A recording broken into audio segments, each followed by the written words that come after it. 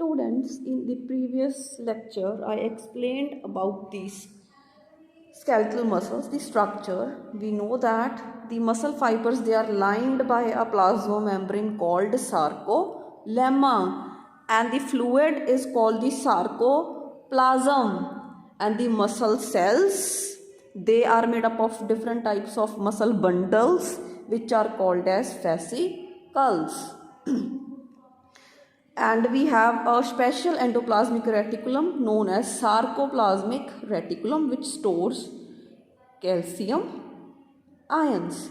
And we have parallel filaments, जिन्हां नूं आपां क्या सी myofibrils, right? Now if we look on about the detailed structure of one myofibril, एक myofibril ਦੀ ਜੇ ਆਪਾਂ ਗੱਲ ਕਰੀਏ ਮਾਈਕਰੋਸਕੋਪ ਦੇ ਅੰਦਰ ਆਪਾਂ ਜੇ ਮਸਲ ਫਾਈਬਰ ਨੂੰ ਦੇਖੀਏ ਜਾਂ ਇੱਕ ਮਾਇਓਫਾਈਬਰਿਲ ਨੂੰ ਦੇਖੀਏ ਤਾਂ what we will see a dark band, a light band, dark band, a light band. These are your dark bands. ਤੇ ਤੁਸੀਂ ਦੇਖ ਸਕਦੇ ਹੋ ਜਿਹੜਾ ਲਾਈਟ ਬੈਂਡ ਹੈ ਇਹਦੇ ਵਿੱਚ ਇੱਕ ਡਾਰਕ ਕਲਰ ਦੀ ਲਾਈਨ ਹੈ, ਇੱਧਰੋਂ ਆਹ ਲਾਈਟ ਬੈਂਡ ਸੀ ਇਹਦੇ ਵਿੱਚ ਵੀ ਇੱਕ ਡਾਰਕ ਕਲਰ ਦੀ ਲਾਈਨ ਹੈ. ਦਿਸ ਇਜ਼ ਕਾਲਡ ਐ Z line.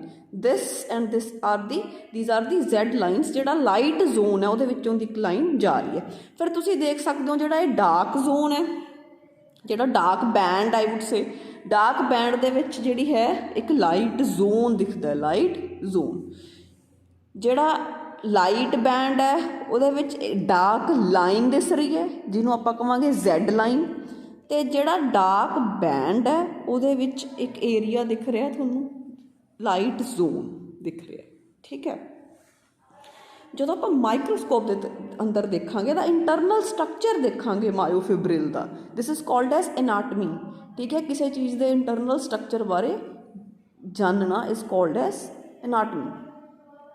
So we will see the dark bands, light bands, dark bands and the light bands.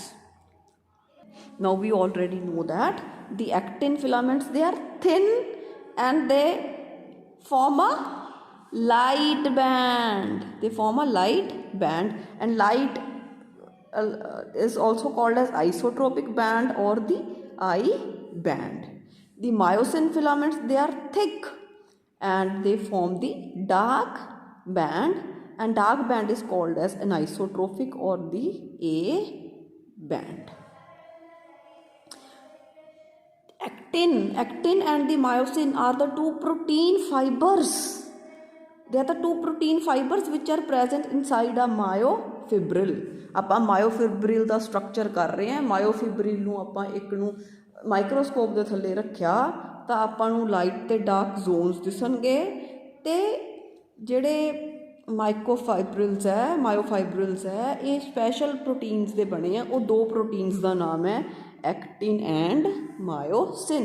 And actin and myosin ਜਿਹੜੇ ਆ ਉਹ ਇੱਕ ਦੂਜੇ ਦੇ ਪੈਰਲਲ ਪਏ ਆ, parallel in a parallel way, in a parallel manner, right? So this is your NCERT diagram which is showing about the different bands. So I have drawn a simplified diagram to show the structure of one myofibril. ਤਾਂ ਆਪਾਂ ਨੂੰ ਪਤਾ ਹੈ ਸਭ ਤੋਂ outer covering ਹੁੰਦੀ ਹੈ ਜਿਹੜੀ, that is called the sarcolemma, that is called the sarcolemma.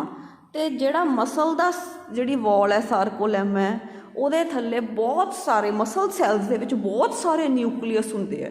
ਜਦੋਂ ਬਹੁਤ ਸਾਰੇ ਨਿਊਕਲੀਅਸ ਹੋਣ, this condition is called as syncytium. Then I have used various colors to show you the things, and here I have drawn the sarcoplasmic reticulum. ठीक है. The function of the sarcoplasmic reticulum we know is to store the calcium ions. It is a reservoir because we need the calcium ions for the movement of the muscles. Now these are the thick bands.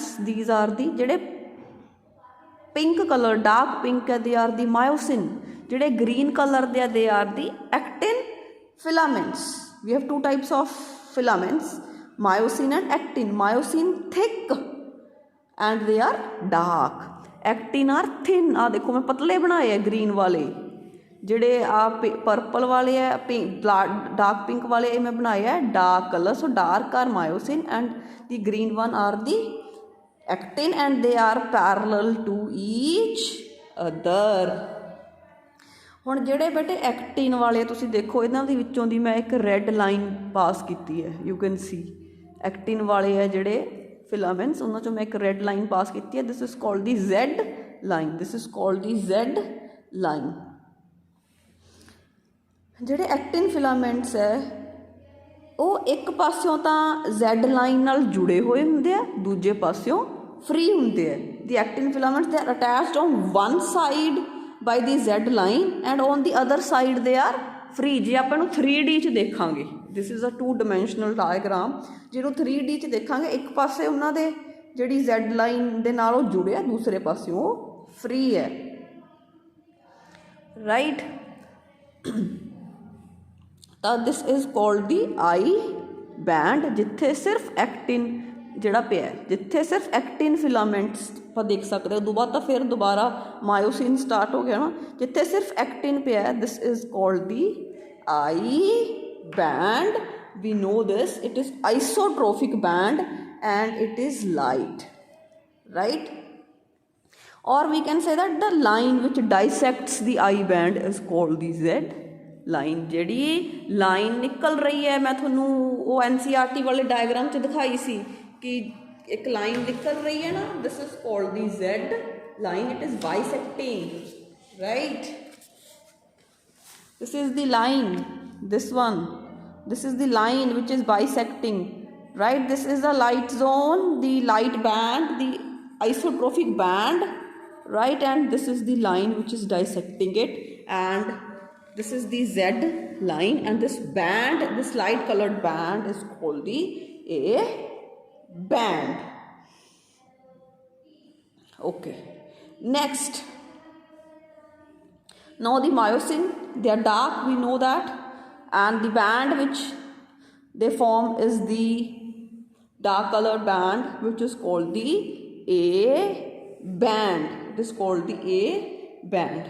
ਤੇ ਬੇਟੇ ਜਿੱਥੇ ਸਿਰਫ ਹੀ ਸਿਰਫ ਇੱਥੇ ਤਾਂ ਦੋਨੋਂ overlap ਕਰ ਰਹੇ ਸੀ ਨਾ, ਏ ਬੈਂਡ ਤਾਂ ਆਪਾਂ ਉਹਨੂੰ ਕਿਹਾ ਜਿੱਥੇ ਆ ਦੋਨੋਂ ਵੀ ਓਵਰਲੈਪ ਵੀ ਕਰ ਰਹੇ ਆ, ਜਿੱਥੇ ਇਕੱਲਾ ਹੀ ਮਾਇਓਸਿਨ ਪਿਆ ਹੈ, ਇਕੱਲਾ ਹੀ myosin, this is called as H zone, Hensen zone.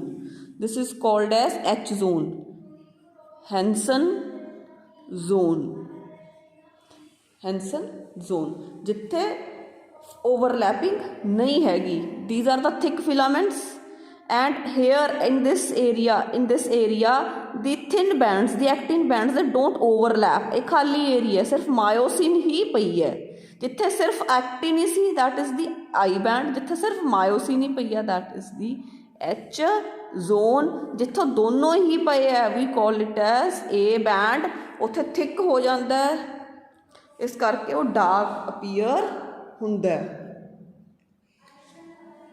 ਠੀਕ ਹੈ. At some places actin overlaps, that forms the A band, and where actin does not overlap the myosin, that is the H zone, Hansen zone.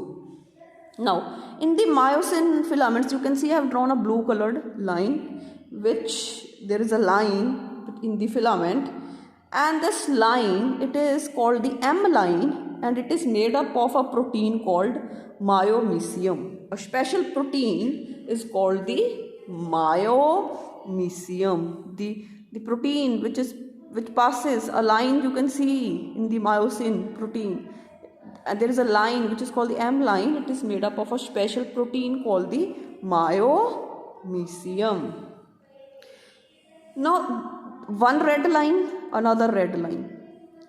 This is also a Z line, Z line. The distance between the two Z lines, ਜਿਹੜੀ ਮੈਂ red ਚ ਦਿਖਾਇਆ, the distance between two Z lines is called a sarcomere.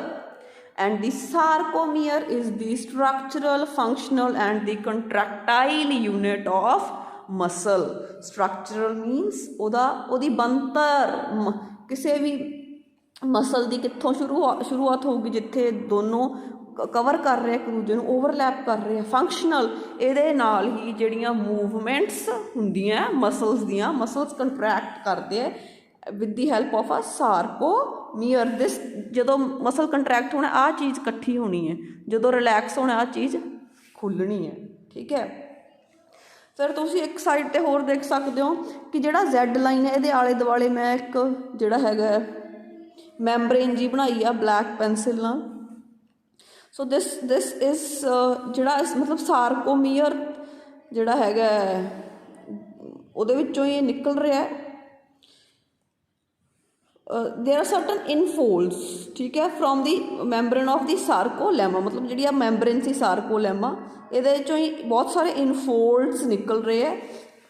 ਇੱਥੇ ਨਾ ਸਾਰਕੋਲੈਮਾ ਆਉਣਾ, ਸਾਰਕੋਲੈਮਾ ਜਿਹੜੀ membrane ਹੈ ਬਾਹਰਲੀ, ਤੇ ਯੈਲੋ ਕਲਰ ਜਿਹੜੀ ਮੈਂ ਦਿਖਾਈ ਹੈ ਜਿਹੜੀ ਬਾਹਰਲੀ ਮੈਂਬਰੇਨ ਹੈ ਸਾਰਕੋਲੈਮਾ।